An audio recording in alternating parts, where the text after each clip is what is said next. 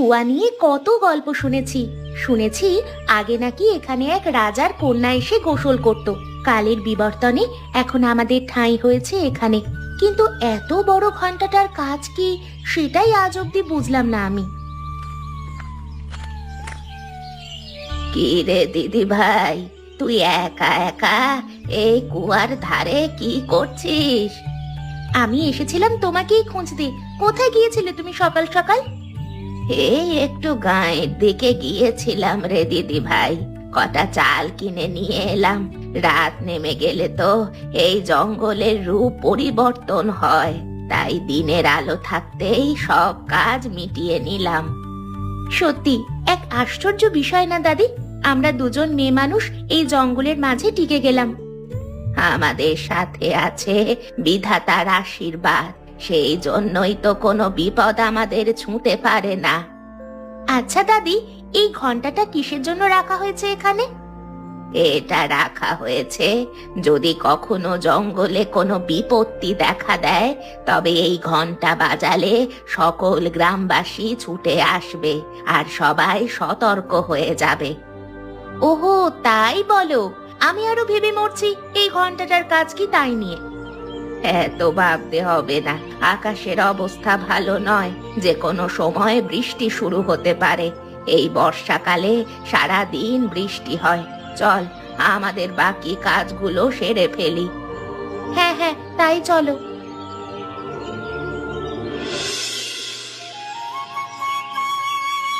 আজ তুমি অফিসে যাবে না? কোনো তাড়া দেখছি না যে তোমার অফিসে যাওয়ার জন্য। আজ আর অফিসে যাব না, এই ঠান্ডা ঠান্ডা আবহাওয়ায় অফিস যেতে ভালো লাগছে না। আর তাছাড়া এই বছরে সব ছুটি জমে আছে, তাই ভাবছি আজ মোহিনী গ্রামে ঘুরতে যাব।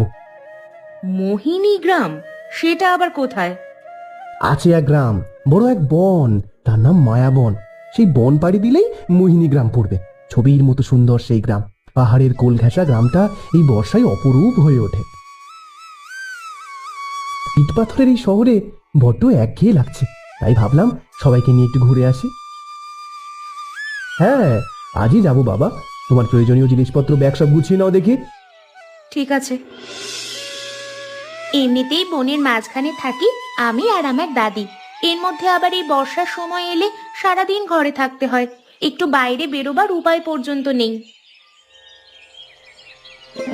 কি রে দিদি ভাই, আকাশের দিকে চেয়ে একা একা কি বলছিস রে? কি আর বলবো দাদি, একে তো থাকি জঙ্গলের মাঝে একা একা, তার উপরে এই বৃষ্টি বাদলের দিনে কোথাও বেরোতে পারি না।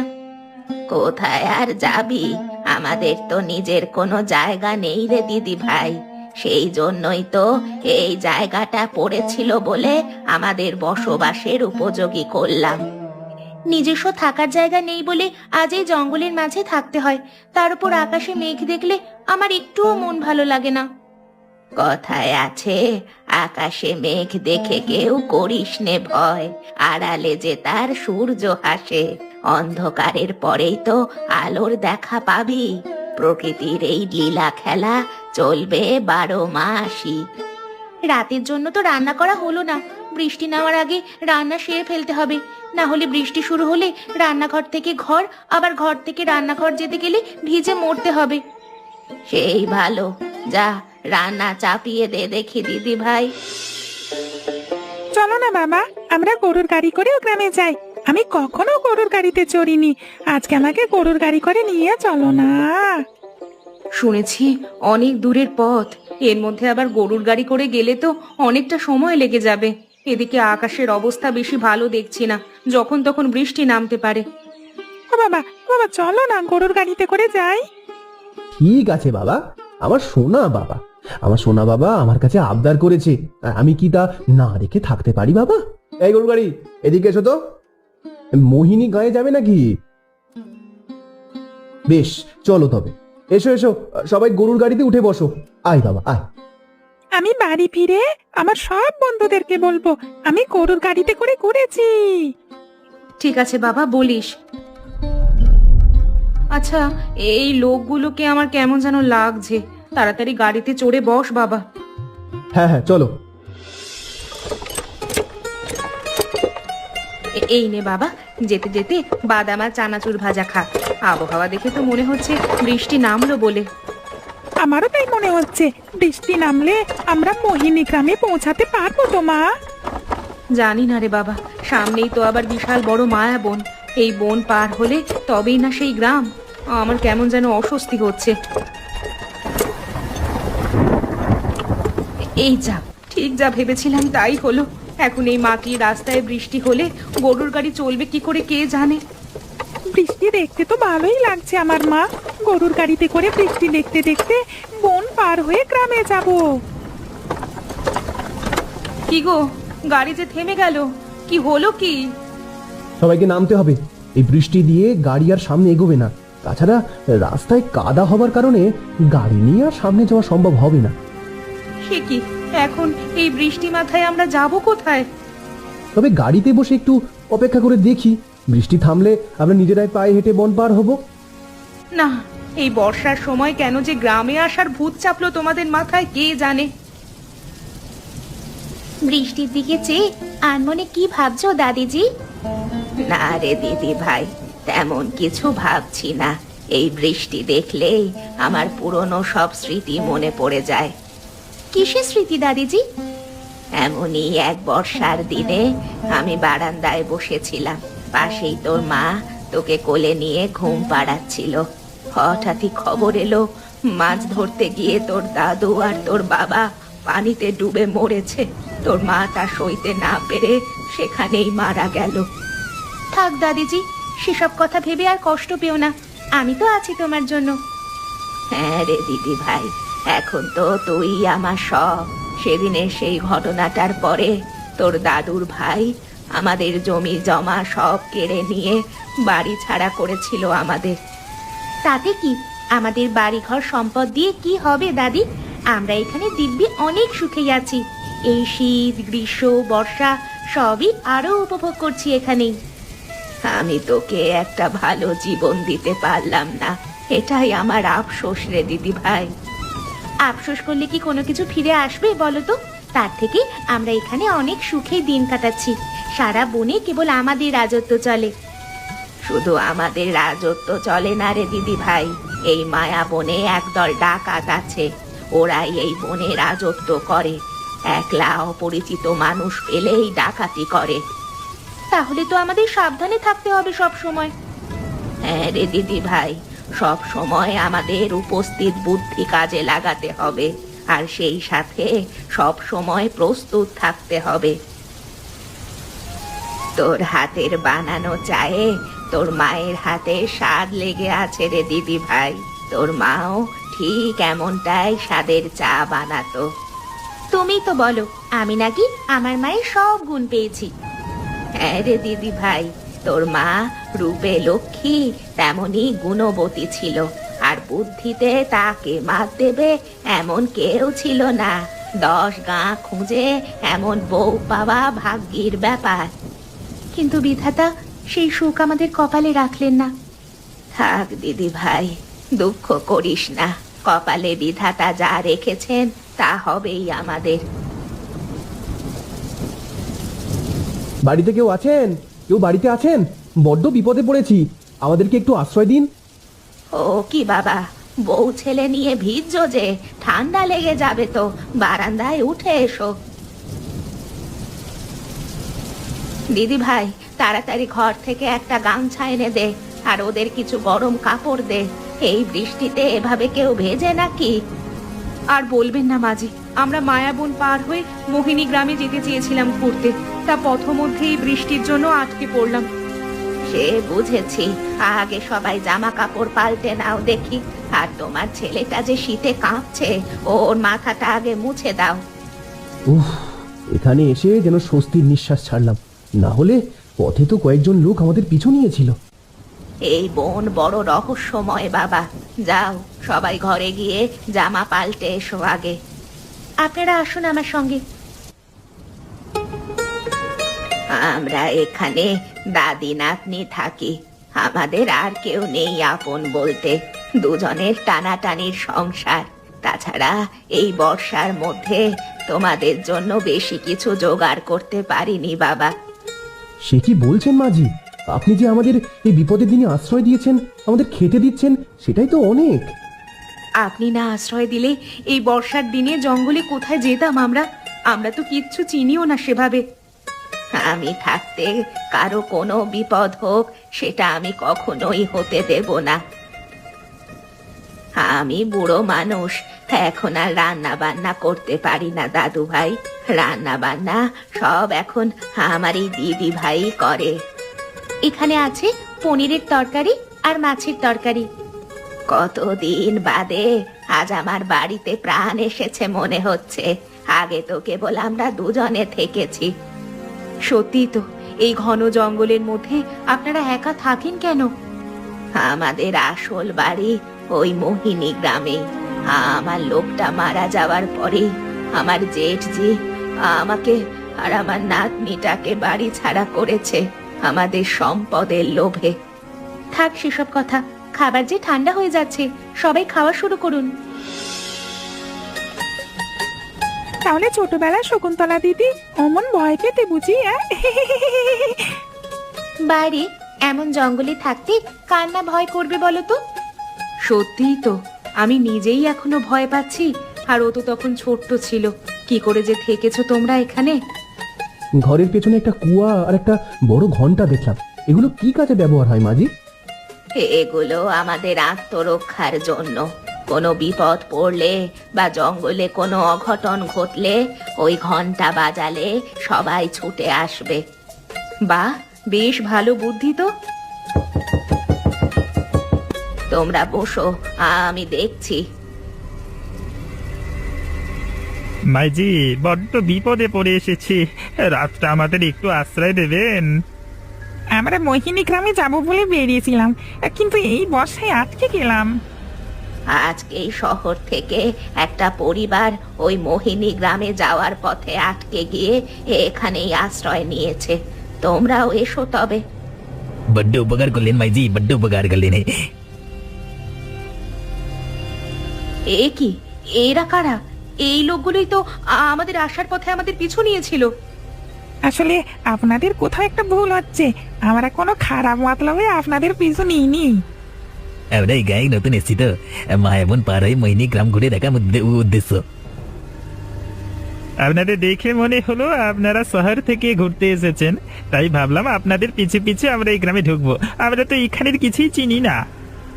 রাত তো অনেক হলো, এবারে সবাই ঘুমোতে যাওয়ার দরকার। আমাদের তো থাকার জায়গা কম, তোমরা ওই পাশে আশ্রয় নাও বাবা। ঠিক আছে মাঝি।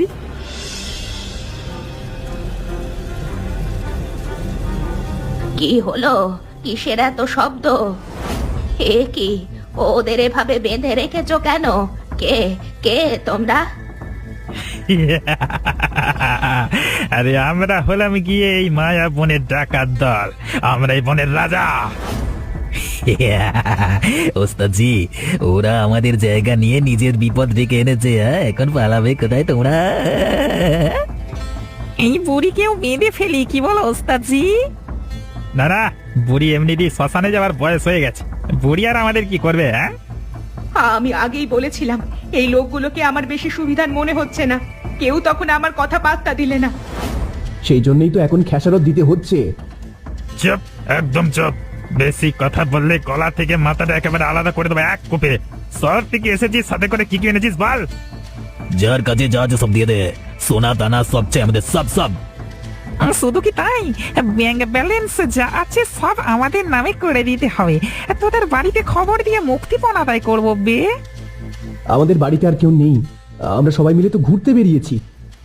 বেশ তো, কালকে সকাল হলে তোকে ছেড়ে দেব। শহরে ফিরে গিয়ে আমাদের জন্য 10 লক্ষ টাকা নিয়ে আসবি। এত টাকা আমি কোথায় পাবো? আমি তো সামান্য চাকরি করি একটা। চুপ থাক একদম, বেশি কথা বললে ফল কি হবে জানিস না?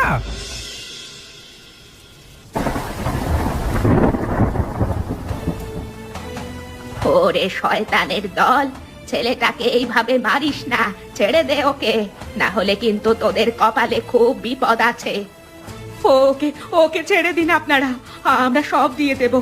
আমাদের কাছে যা যা আছে সব দিয়ে দেব। চুপ থাক একদম। তোদের কাছে কি এমন আছে আর? তোর স্বামীকে বল শহরে গিয়ে টাকা জোগাড় করে আনতে। আমার বউ বাচ্চা রেখে আমি কোথাও যাব না। বেশ, যাবি না তবে? তোমরা আমার বাবাকে ছেড়ে দাও। ও বাবা, তোমার কি হলো? ওগো ওগো, তোমার কি হলো? তবে রে শয়তানের দল, ভালোই ভালোই বলছি, আমার দাদিজির সঙ্গে খারাপ আচরণ করলে কিন্তু এর ফল ভালো হবে না। আমরা খারাপ হলে এর ফল কি হতে পারে ভেবে দেখেছিস মেয়ে?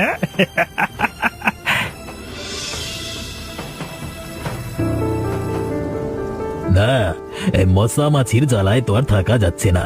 এমনিতে বাইরে বৃষ্টি হচ্ছে, তার উপরে মশা মাছির জ্বালাতন।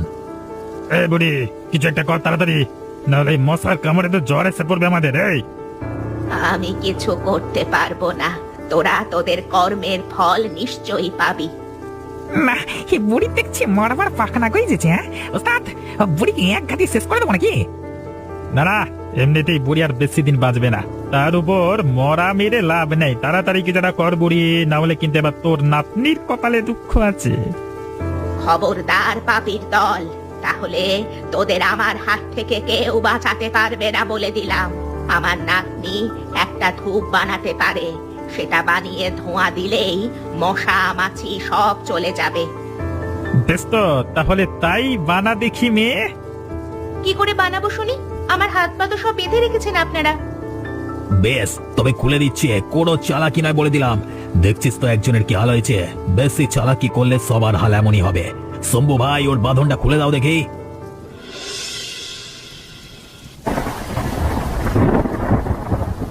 ওগো ওগো, তুমি ঠিক আছো তো? তোমার কিছু হয়নি তো? না না, তেমন কিছু হয়নি গিন্নি, কেবল মাথাটা একটু ঘুরে গিয়েছিল। এখন চলো চলো, আমরা বাড়ি চলে যাই। হে কি, একবারই খেয়ে তোমার সব স্মৃতিশক্তি লোপ পেল নাকি? সামনে যে ডাকাত দল বসে আছে সে খেয়াল আছে? এই স্মৃতি নিয়ে শহুরে বাবু নাকি চাকরি করে। হ্যাঁ,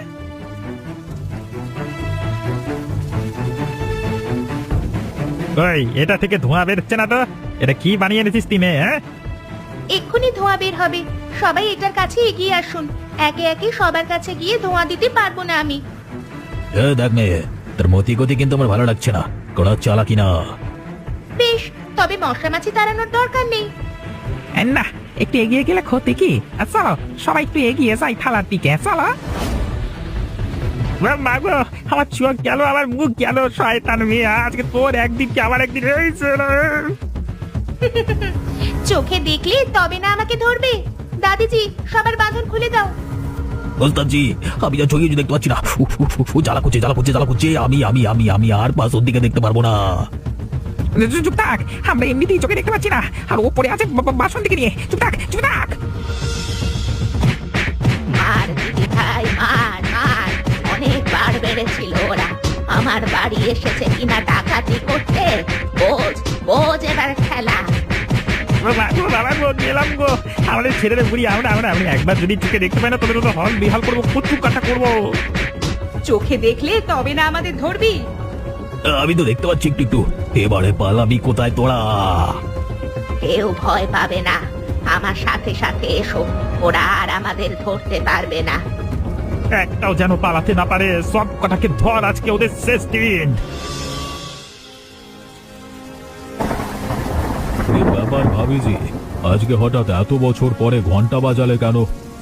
কি ব্যাপার দাদি, এই লোকটা তোমাকে ভাবিজি বলছে কেন? এই লোকটাই সেই পাপী যে আমাদের সব কেড়ে নিয়েছে দিদি ভাই।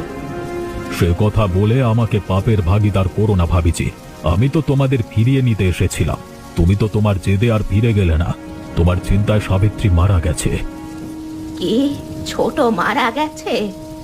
হ্যাঁ ভাবিজি, বিধাতা আমাকে তোমাদের সাথে করা অন্যায়ের শাস্তি দিয়েছে। এবারে ফিরে চলো বাড়িতে। কিন্তু এই ডাকাতদের কি করবে?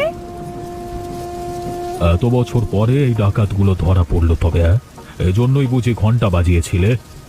হ্যাঁ, ওর বাবা তো সেই কখন থানায় গেল পুলিশ ডাকতে, এখনো তো এলো না। সে আসবে কি করে? যাবার পথে অজ্ঞান হয়ে পড়েছিল। আমার লোকেরা তাকে হাসপাতালে নিয়ে গেছে। এই লোকটাকে নিয়ে আর পারি না, কি যে করে না। বলেছিলাম না, আমাদের সাথে এমন করার ফল তোরা হাড়ে হাড়ে টের পাবি। মেয়ে মানুষ পেয়ে ভেবেছিস পার পেয়ে যাবি? আমাদের ঠাকুমা নাতনির বর্ষার দিনেও গায়ে জোর না থাকলেও মনে বল ঠিকই আছে। দাদিজি ও নাতনি মিলে এই বর্ষার দিনে ডাকাত মুক্ত করলো এই মায়া বনে। এখন থেকে সবাই নিরাপদে এই বনে ঘুরতে পারবে।